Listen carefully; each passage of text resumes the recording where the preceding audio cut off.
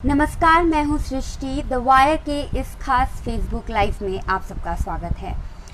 आपको बता दें, गो एयर ने हाल ही में अपने pilot first trainee officer Asif Khan को ट्विटर पर एक बयान जारी करके नौकरी से निकाला था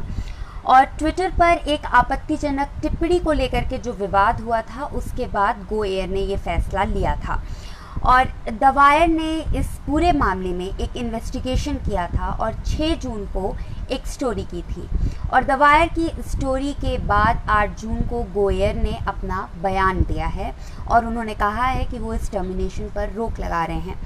आपको बता दें, द वायर ने अपनी स्टोरी के ज़रिए इस बात को साफ किया था कि जिस ट्विटर अकाउंट से विवादित टिप्पणी की गई है,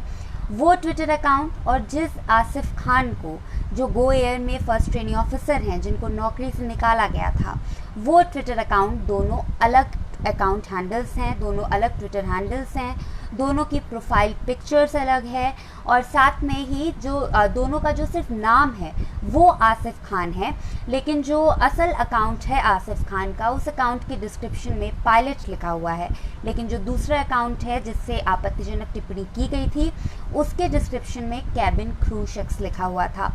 तो ये पूरी मामला था। द वायर ने इस मामले में पड़ताल की थी और जो आसिफ खान है, जिनको नौकरी से निकाला था गो एयर ने, उनसे भी बातचीत की थी और उनका कहना था कि ये वो अकाउंट है ही नहीं उनका जिस अकाउंट से ये आपत्तिजनक ट्वीट किए गए हैं और उन्होंने भी यही बात कही थी कि इस ट्वीट्स का, इस गलतफहमी का आधार बस इतना है कि उस शख्स का भी नाम आसिफ खान है और उसने अपने डिस्क्रिप्शन में cabin crew at Go Air लिखा है, पर मैं एक पायलट हूं और मुझ पे गो एयर ने ये कार्रवाई की है, मेरे पक्ष को ठीक से नहीं सुना गया है और मैं इस मामले में शिकायत दर्ज कर रहा हूं। फिलहाल 6 जून को द वायर ने इस पे अपनी इन्वेस्टिगेशन रिपोर्ट जो है वो छापी थी। 8 जून को गो एयर ने अपना बयान देकर के पक्ष रखा है। गो एयर ने कहा है कि इस मामले में आंतरिक जांच भी होगी और उन्होंने कहा है कि साइबर क्राइम डिपार्टमेंट ने गो एयर को ये सूचित किया है कि आसिफ खान ने वहाँ पे शिकायत की है, एफआईआर दर्ज कराई है और उन्होंने ये भी कहा है कि जो भी रिपोर्ट आएगी साइबर क्राइम ब्रांच की, उसी अनुसार गो एयर अब आगे की कदम उठाएगा। लेकिन फ़िलहाल हमने आसिफ खान को अब तक कोई टर्मिनेशन लेटर नहीं भेजा है और अब मामला पुलिस के पास जा चुका है। लेकिन 4 जून को ट्विटर पर जो गो एयर ने साफ लिखा था कि गो एयर जो है वो किसी भी एम्प्लॉय के जो व्यक्तिगत और निजी विचार हैं उनसे सहमति नहीं रखता और आसिफ खान को इमीडिएट इफेक्ट से निकाला जा रहा है, तत्काल प्रभाव से निकाला जा रहा है। तो 4 जून के बयान के बाद 8 जून को आज गो एयर ने कहा है कि हमने अभी तक कोई टर्मिनेशन लेटर नहीं भेजा है, लेकिन 4 जून को ट्विटर पर गो एयर ने साफ तौर पे ये कहा था कि हम टर्मिनेट कर चुके हैं। तो अब आपको हम बताते हैं कि आज आसिफ खान से मैंने इस गो एयर के रिस्पांस के बाद मैंने उनसे उनका पक्ष जानने की कोशिश की। तो आसिफ ने कहा है कि वो इससे एक तरह का रिलीफ पा रहे हैं, एक तरह का उनके लिए ये एक तरह की राहत है, पर ये मामला पूरी तरह से अभी ख़त्म नहीं हुआ है। अभी भी ये क्राइम ब्रांच के पास है, साइबर क्राइम के पास ये मामला है, साइबर क्राइम जो डिपार्टमेंट है उसके पास ये मामला है और वो अभी भी साइबर सेल इसमें जांच कर रही है और वो ये चीज़ अभी भी नहीं समझ पा रहे हैं कि आखिर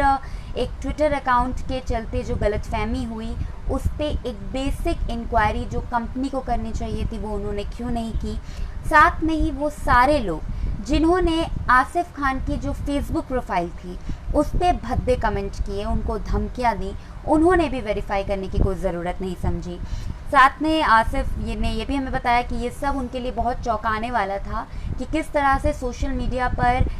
कोई भी चीज़ अगर आ जाती है, वो चाहे आपने की भी ना हो, और उसके बाद ये मामला तूल पकड़ता है और आप पे कार्रवाई कर ली जाती है बिना आपका पक्ष जाने। बहुत सारे लोगों ने सांप्रदायिक कमेंट किए थे आसिफ को लेकर के। कहा था कि गो एयर में अब ट्रैवल नहीं करेंगे, गो एयर में महिलाओं के लिए, हिंदुओं के लिए ट्रैवल करना अब सेफ़ नहीं है, ये पायलट लीथल हो सकता है, टेररिस्ट हो सकता है, इस तरह की भाषा का प्रयोग किया गया था कमेंट्स में, शेयर करते समय उन पोस्ट में। आसिफ का कहना है कि मुझे नहीं पता कि इसका मैं क्या जवाब दूँ, मैं बिल्कुल भी सारे धर्मों को एक समान मानता हूँ, मैं सेक्युलर इंसान हूँ, मैं हर साल मुंबई में जो गणपति यात्रा निकलती है विसर्जन की, उसमें अपने दोस्तों के साथ भाग लेता हूँ, पर मेरे विचार ये बिल्कुल भी नहीं है जो उस शख्स ने किए हैं। मैं जल्द से जल्द चाहता हूँ इस मामले की जांच हो, साबित हो कि मैं गलत नहीं हूँ। आपको बता दें, लेकिन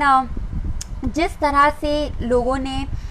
2 या 3 जून को ये मामला हुआ कि ट्विटर पर एक आसिफ खान का एक ट्विटर हैंडल जिसमें मोहम्मद आसिफ @35489 करके ये ट्विटर हैंडल था, जिससे सीता पर और हिंदू धर्म पे कुछ अश्लील कमेंट किए गए, आपत्तिजनक टिप्पणियां की गई, जिसके बाद लोगों ने देखा कि ये शख्स ने अपने डिस्क्रिप्शन में लिख रखा है कि वो गो एयर का केबिन क्रू सदस्य है। उन्होंने ट्विटर पर गो एयर से कार्रवाई की मांग की, बॉयकॉट गो एयर चलाया और गो एयर ने बिना कुछ इंक्वायरी किए ट्विटर पर एक बयान डाला और कहा कि हम आसिफ खान को टर्मिनेट कर रहे हैं। बयान डालने से पहले उन्होंने अपने एम्प्लॉय आसिफ खान को फ़ोन भी किया था और ये जानना चाहा था कि क्या उन्होंने कोई ट्वीट किए हैं। आसिफ ने बताया था कि उन्होंने कोई भी ट्वीट नहीं किए हैं। आसिफ को खुद इस मामले की जानकारी इन फ़ोन कॉल से, इन अधिकारियों के फ़ोन कॉल से ही मिली थी और उसके बाद उन्होंने चेक किया तो देखा ट्विटर पर उनके ही नाम के एक अकाउंट ने इस तरह के पोस्ट किए हैं और शायद उनको लगा इसी कारण से इन अधिकारियों ने इन पे फ़ोन करके कहा कि आपने क्या फ़ोन किया है, आपने इस तरह का ट्वीट किया है, जो आसिफ ने नहीं किया था। लेकिन शाम को आसिफ खान को टर्मिनेट करने की जो खबर है वो गो एयर ने खुद ट्विटर पर दी। अब आपको बता दें, जिस शख्स ने ये पोस्ट किया था उसका अकाउंट फ़िलहाल सस्पेंड हो गया है। आसिफ खान का अकाउंट अभी भी ट्विटर पे है। वो ये भी कहते हैं कि सिर्फ एक डिस्क्रिप्शन में उस शख्स ने झूठ लिखा था कि वो क्रू मेंबर है, इस कारण से ये गलतफहमी हुई और उनका एक तरह से पूरा जीवन पलट गया। जिस नौकरी के लिए उन्होंने इतना संघर्ष किया था वो अचानक उनके पास से चली गई और लोग उनकी माँ को, उनकी सिस्टर को रेप करने की धमकियाँ देने लगे, उनको अचानक से कम्युनल थ्रेट्स देने लगे, कम्युनल कमेंट्स करने लगे, डेथ थ्रेट्स देने लगे और तमाम धमकियों से आसिफ का जो फेसबुक प्रोफाइल था वो भी भर गया। एक यूट्यूब चैनल ने आसिफ के इस फेसबुक प्रोफाइल से फ़ोटोज़ निकाल करके उन्होंने अपने यूट्यूब पेज पे वीडियो भी निकाला, जो कि फ़िलहाल उन्होंने वापस ले लिया और इस मामले में माफ़ी भी मांग ली है।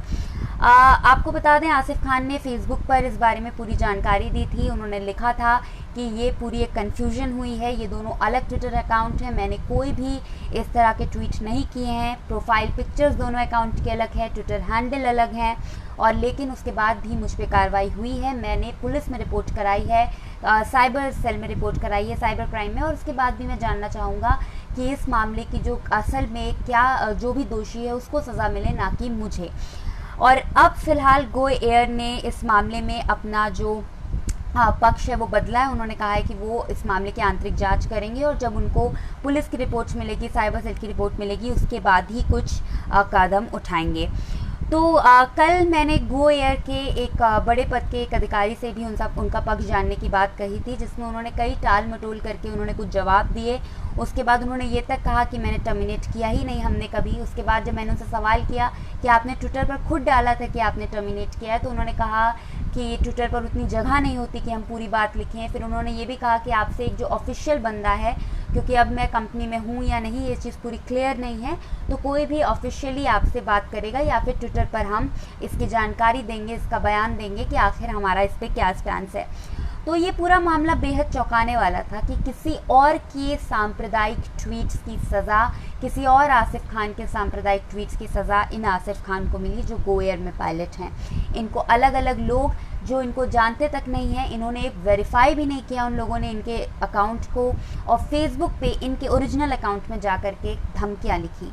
साथ ही में इनको इनकी नौकरी से भी हाथ धोना पड़ा। गो एयर कंपनी ने भी इसको वेरीफाई किए बिना ये बयान डाला और उसके बाद अब आसिफ ने पुलिस में और साइबर सेल में रिपोर्ट कराई है और अभी भी ये मामला पूरी तरह से नहीं सुलझा है। हाँ, एक कदम रिलीफ ज़रूर हुआ है कि टर्मिनेशन पर रोक लगी है, लेकिन ये मामला पूरी तरह से इसलिए नहीं सुलझा है क्योंकि अभी भी ये साबित होना है कि ये दोनों ट्विटर अकाउंट अलग हैं। तो ये साबित करने का जो प्रेशर है और उसके बाद उनको उनकी नौकरी वापस मिलेगी, तो ये भी एक तरह से अब आसिफ पर है। तो ये इस पे हमने द वायर ने 6 जून को ये स्टोरी की थी, जिसके बाद 8 जून को गो एयर का ये बयान आया है, जो एक तरह से ऐसे मामलों में एक रिलीफ है। शुक्रिया। द वायर के और वीडियोस देखने के लिए सब्सक्राइब करें और बेल आइकन पर क्लिक करें। स्वतंत्र पत्रकारिता की आर्थिक मदद करने के लिए डिस्क्रिप्शन में दिए गए लिंक पर जाएं और अपनी राशि चुनें।